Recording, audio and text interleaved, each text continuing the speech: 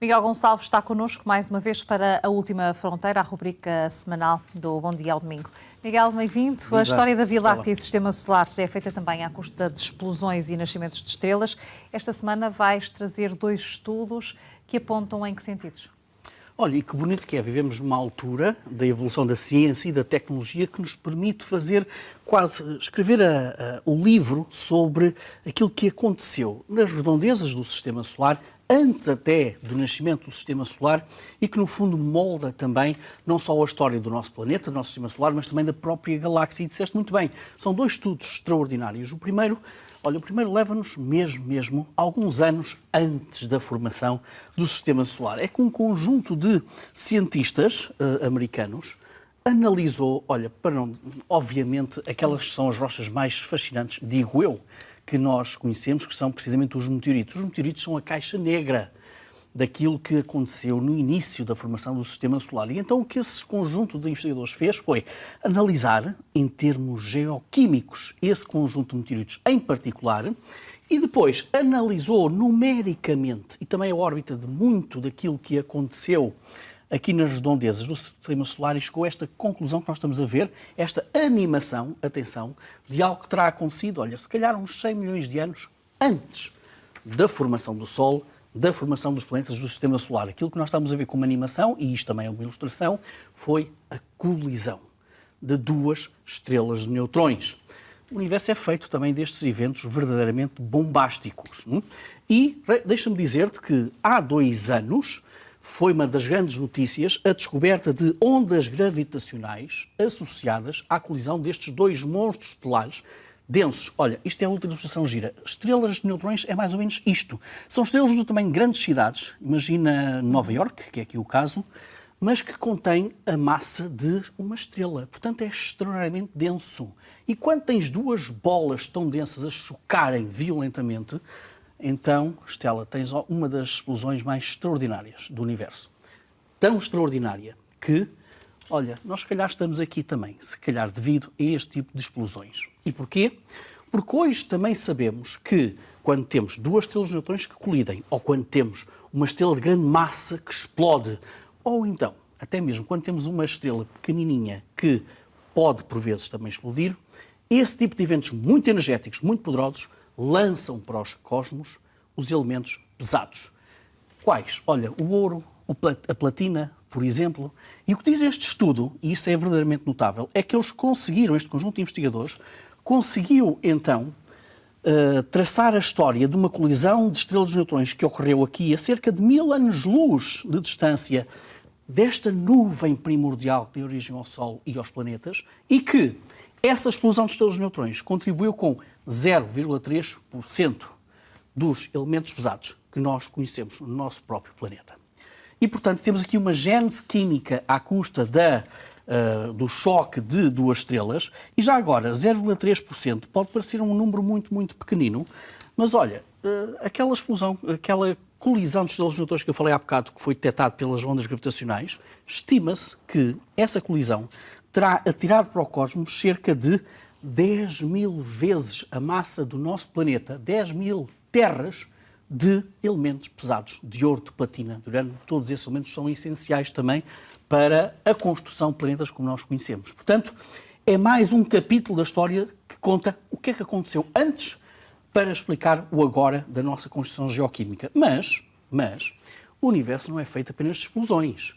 Bom, há um outro tipo de eventos igualmente extraordinários e também poderosos do ponto de vista energético, que é o que mostra esta simulação.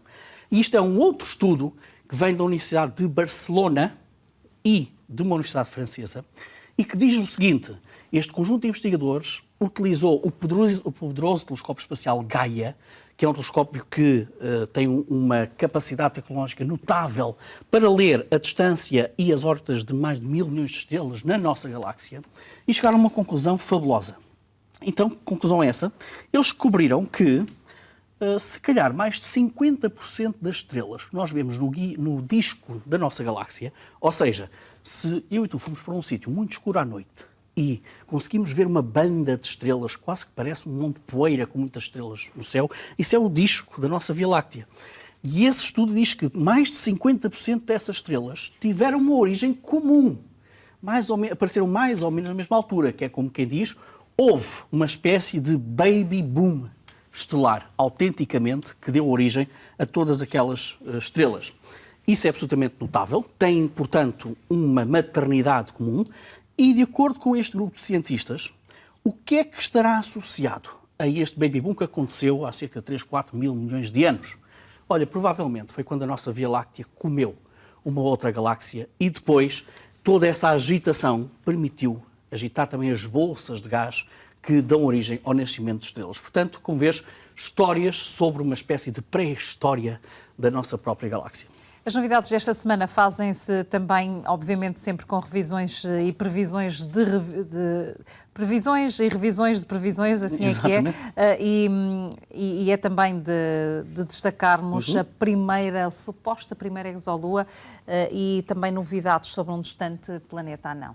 É verdade. Sabes que em outubro de 2018 nós estávamos precisamente neste estúdio, e eu até acho que até foi mesmo contigo, que anunciámos que dois investigadores americanos anunciaram, utilizando o telescópio espacial Hubble, anunciaram a provável detecção da primeira exolua conhecida, ou seja, uma lua que gira à volta de um planeta que está fora do nosso sistema solar, portanto orbita uma outra estrela que não o Sol. Atenção que já nessa altura esses cientistas disseram provavelmente, portanto muita precaução neste anúncio. Eis então que agora, em fevereiro deste ano, aparece um investigador do Instituto Max Planck da Alemanha, René Eller, que pegou precisamente nos dados do Hubble, pegou precisamente nas conclusões desse estudo e diz o seguinte: não me parece que a conclusão esteja bem feita. E porquê? Porque olhando para estes dados do trânsito, que é isto que nós estamos a ver, ou seja, a diminuição da luz da estrela quando passa à sua frente um planeta e, neste caso, também uma lua, e atenção que seria uma lua gigantesca do tamanho de Neptuno. O que diz este investigador alemão é o seguinte: não, isto para mim é muito mais coerente com a passagem de um outro planeta à volta desta estrela do que propriamente com a Lua. Esta novela astronómica teve mais dados recentemente, quando uma investigadora americana veio dizer que não, isto é mais complexo daquilo que vocês pensam. É que eu olho para estes dados e não consigo identificar aqui nenhuma exolua, porque eu não encontro aqui nenhum obscurecimento, digamos assim, da própria luz. E, portanto, neste momento o que nós temos é que a equipa original que anunciou esta descoberta reveu estes dados todos e disse: nós mantemos o que dissemos, continuamos a achar que eventualmente pode estar ali uma exolua, mas lamentam-se do seguinte, para teres uma pequena ideia, é que não foi possível voltar a utilizar o Hubble para detectar ou para analisar melhor este sistema. O telescópio espacial Hubble é altamente requisitado e, portanto, eles não têm para já nenhuma possibilidade de verificar se de facto estamos ou não perante a presença da primeira exolua. Mas a boa notícia é que os próximos grandes telescópios terrestres à superfície da Terra podem eventualmente deslindar este caso, mas trouxemos esta história aqui apenas para contar, para explicar como é que funciona a ciência. Não há verdades propriamente sagradas. Aquilo que é anunciado com pouca circunstância pode, meses depois, ser totalmente alterado. Sujeito a novas interpretações. Na reta final da rubrica esta semana, Miguel, e muito pouco tempo para a imagem ou sugestão da semana. Muito rapidamente, a imagem que nós vamos ver é um chip.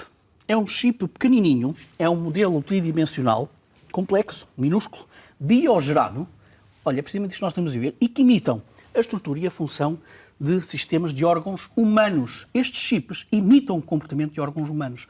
Isto foi a caminho da Estação Espacial Internacional a 4 de maio. Esta investigação em particular vai tentar perceber como é que os nossos órgãos se modificam ao longo do processo de envelhecimento. Se fosse feito aqui na Terra tínhamos que esperar muito tempo, mas nas condições da microgravidade. Isto é tudo muito acelerado. E, portanto, neste momento, num laboratório a 400 km acima das nossas cabeças, está a ser feita investigação espacial de ponta, utilizando o espaço. E, olha, mais uns exemplos de ir ao espaço dá saúde e faz crescer, autenticamente. Miguel Gonçalves, e assim concluímos esta semana na Última Fronteira. Obrigada.